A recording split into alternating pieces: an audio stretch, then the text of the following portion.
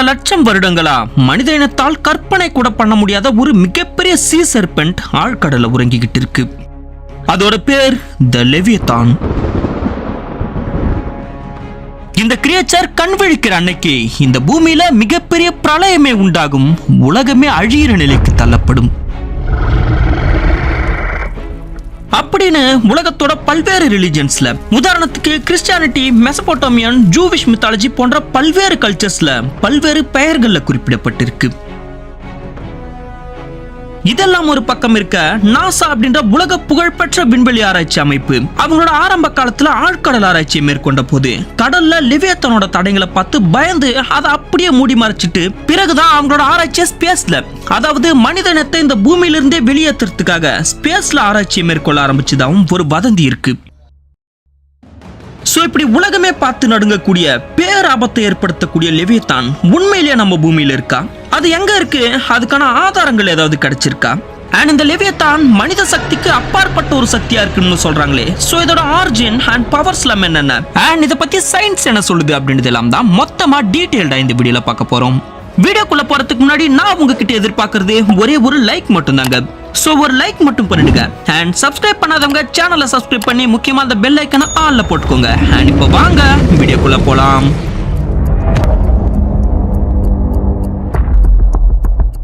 First of all இந்த லெவியத்தானை பத்தி இன்னைக்கு உலகம் முழுக்க பேச காரணம் என்னன்னு பார்க்கும்போது, கடந்த சில நாட்களாவே கடல்ல நடக்கிற சில அமானுஷ்யமான நிகழ்வுகள் தான் சொல்லலாம். சில நாட்களுக்கு முன் கேரளால இருக்க வடானப்பள்ளி கடற்கரையில லட்சக்கணக்கான மீன்கள் அலையோட அலையா சேர்ந்து கடலை விட்டு வெளியேறி இருக்கு. அண்ட் கடலோட அடி ஆழத்துல மட்டுமே வாழக்கூடிய ஹேங்லர் ஃபிஷ்னு சொல்லப்படுற டெவில் ஃபிஷ் கடலோட மேற்பரப்புக்கு வந்திருக்கு. அது கூடவே ரொம்பவே ஸ்ட்ரேஞ்சான ஃபிஷ்ஷா கருதப்படுற வார் ஃபிஷ்ஷும் கடலை விட்டு வெளியேறினதுதான் ரொம்பவே அச்சுறுத்தலான ஒரு விஷயமா பார்க்கப்படுது.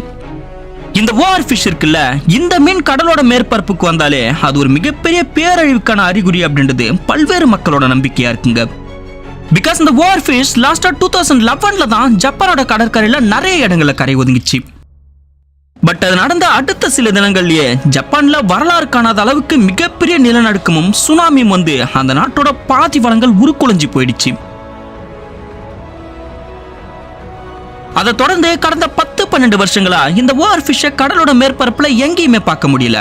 பட் இப்போ இந்த 2025ல இந்த மீன் மறுபடியும் கடலோட மேற்பரப்புல பல இடங்கள்ல தென்படுது. சோ இது அழிவுக்கான ஒரு அறிகுறியா பார்த்தாலும், மறுபக்கம் இந்த குறிப்பிட்ட சில தினங்கள்ல உலகத்தோட எல்லா பகுதிகளிலும் நிகழ்ந்திருக்க கடல் வாழ் உயிரினங்களோட வியர்டான ஆக்டிவிட்டிஸ் எல்லாம் பார்க்கும்போதுதான் கடல்ல ஏதோ ஒரு மிகப்பெரிய நிகழ்வு ஏற்பட போதுன்னும், அந்த நிகழ்வு த ஜெயண்ட் சீ சர்பென்ட் லெவியத்தானோட வருகையா இருக்கலாம் அப்படின்னும் லெவியத்தானை பத்தி தெரிஞ்ச உலக மக்கள் அனைவருமே பயந்து நடுங்க ஆரம்பிச்சாங்க. இப்ப நீங்க நினைக்கலாம், லெவியதான் அப்படின்றது பெரிய சைஸ்ல இருக்க ஒரு சாதாரண சீ கிரியேச்சர் தானே, சப்போஸ் அது வெளிவந்தாலுமே நம்ம கிட்ட இருக்க மிலிட்டரி ஃபோர்ஸை மொத்தமா ஒண்ணு திரட்டி அதை கடல்லே வச்சு ஈஸியா அழிச்சிடலாமே அப்படின்னு. பட் உண்மை என்னன்னா, லெவியதான் அப்படின்றது நீங்க நினைக்கிற மாதிரி ஒரு சாதாரண சீ கிரியேச்சர் கிடையாதுங்க. அது மனித சக்திக்கும் அப்பாற்பட்ட ஒரு சக்தின்னு சொல்லப்படுது. இந்த மோசமான சீ கிரியேச்சரை பத்தி கிறிஸ்துவ புனித நூலான பைபிள்ல சொல்லப்பட்டிருக்குங்க.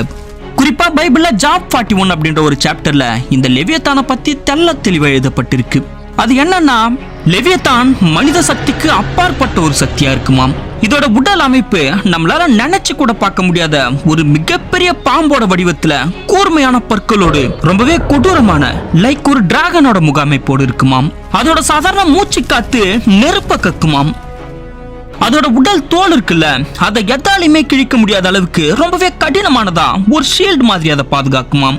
தட் மீன்ஸ் மனிதர்கள் உருவாக்குற எந்த ஒரு வெப்பனாலையும் இதோட உடல்ல ஒரு சின்ன காயத்தை கூட ஏற்படுத்த முடியாதுன்னு சொல்லப்பட்டிருக்கு. அது மட்டும் இல்லாம இதோட மெயின் பவரே இதால கடலை கண்ட்ரோல் பண்ண முடியுமாம். அதாவது இதால சைக்ளோன்ஸை உருவாக்க முடியும், எர்த்குவேக்கை கூட ஏற்படுத்த முடியுமாம். அப்ப நினைச்சு பாருங்க அதோட அப்பியரன்ஸ் எவ்வளவு பயங்கரமானதா இருக்கும்னு.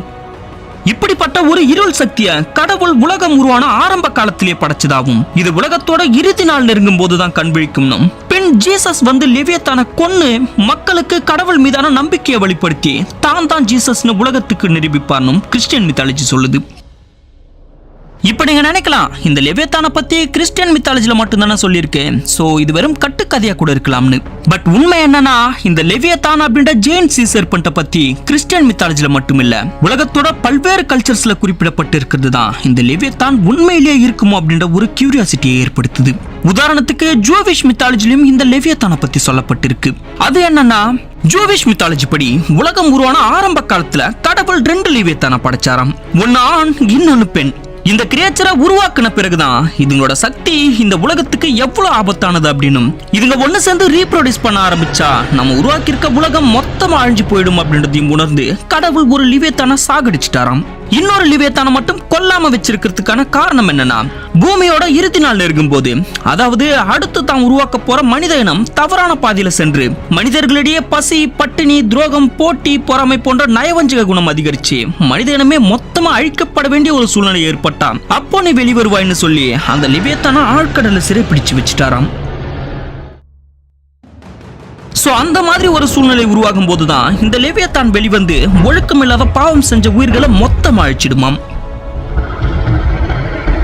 அந்த சமயத்துல எஞ்சி இருக்க நல்ல எண்ணங்களை கொண்ட மக்கள் கடவுள் கிட்ட எங்களை காப்பாத்துங்கன்னு வேண்டும் போது கடவுள் சொர்க்கத்திலிருந்து நேரடியா பூமிக்கு வந்து ஒரு சக்தி வாய்ந்த வாளால இந்த லெவியத்தான கொன்னு அதோட உடல் கறி, அதாவது லெவியத்தானோட ஃபிளஷ எஞ்சி இருக்க நல்ல மனிதர்கள் கூட பகிர்ந்து சாப்பிட்டு அவங்கள சொர்க்கத்துக்கு கூட்டிட்டு போவாராம். இது லெவியத்தானை பத்தி ஜூவிஷ் மித்தாலஜில சொல்லப்பட்டிருக்க விதம். இது மட்டும் இல்லாம மெசபொத்தாமியன் மித்தாலஜில ஒரு அழிவின் கடவுள் இருந்தாராம், அவரோட பேர் தியாமட். இந்த தியாமட்டோட தோற்றமும் இப்ப நம்ம பேசிட்டு இருக்க லெவியத்தானோட தோற்றமும் ஒரே மாதிரி தான் இருக்கு. இந்த தியாமட் அப்படின்ற அரக்க கடவுளை மார்டக் அப்படின்ற ஒரு கடவுள் தான் கொன்னாராம். அதுக்கப்புறம் தான் இந்த பிரபஞ்சத்துக்கே ஒரு அமைதியும் நிம்மதியும் ஏற்பட்டதா சொல்லப்பட்டிருக்கு. இதே மாதிரி உகாரித்தி கல்ச்சர்லயும் ஒரு அரக்க கடவுளை பத்தி சொல்லியிருக்காங்க. அந்த கடவுளோட பேர் லோத்தன். இவருமே ஒரு பாம்போட தோற்றத்துல தான் இருப்பாராம். அண்ட் நார்ஸ் மித்தாலஜில ஜெர்மகண்டர் அப்படின்ற வேர்ல்ட் சர்பென்ட் இருக்கிறதும் நமக்கு தெரிஞ்சதுதான்.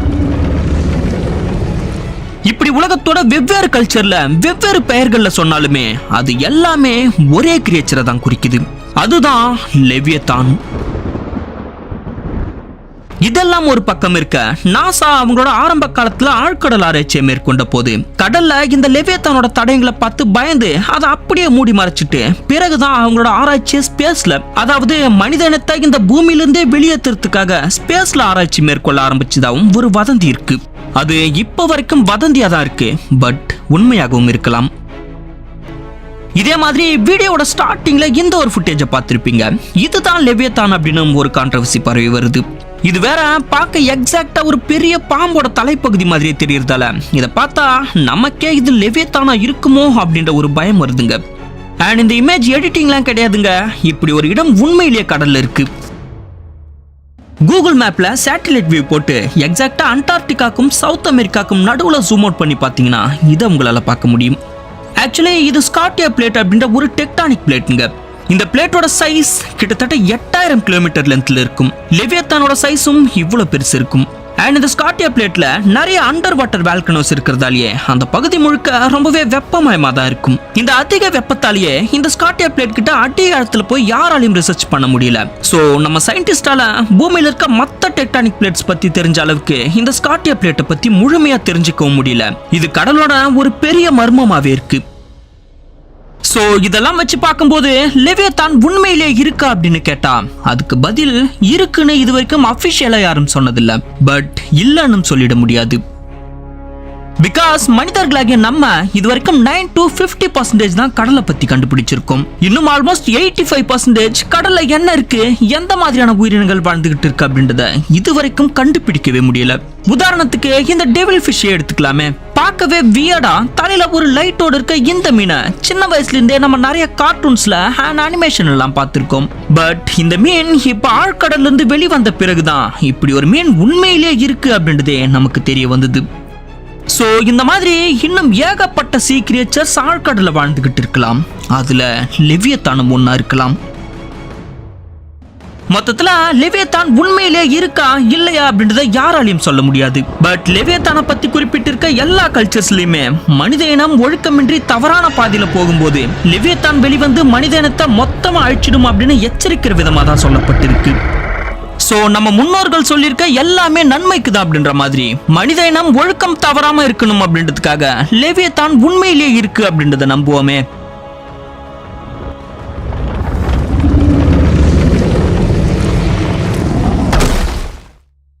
ஓகே கைஸ், இதோட இந்த வீடியோ முடிஞ்சது. வீடியோ பிடிச்சிருந்தா ஒரு லைக் பண்ணி சப்போர்ட் பண்ணுங்க. அண்ட் லெவியத்தான் மாதிரி உண்மையிலேயே நம்ம பூமியில வாழ்ந்து அழிஞ்சு போன மிகப்பெரிய உயிரினங்கள் எல்லாம் என்னென்ன அப்படின்றத மொத்தமா லிஸ்ட் பண்ணி ஆல்ரெடி ஒரு வீடியோ நம்ம சேனல்ல போட்டிருக்கேன். அந்த வீடியோ பார்க்க ஸ்கிரீன்ல தெரியுற இமேஜை கிளிக் பண்ணுங்க. நான் உங்களை அங்க மீட் பண்றேன்.